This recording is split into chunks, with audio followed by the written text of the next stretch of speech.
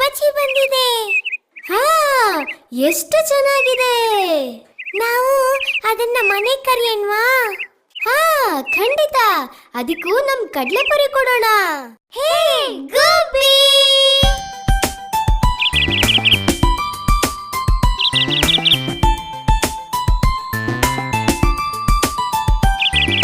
ಬಾಬಾರೇ ಗುಬ್ಬಿ ಮರಿ, ತಂದಿರುವೆ ಕಡ್ಲೆಪುರಿ.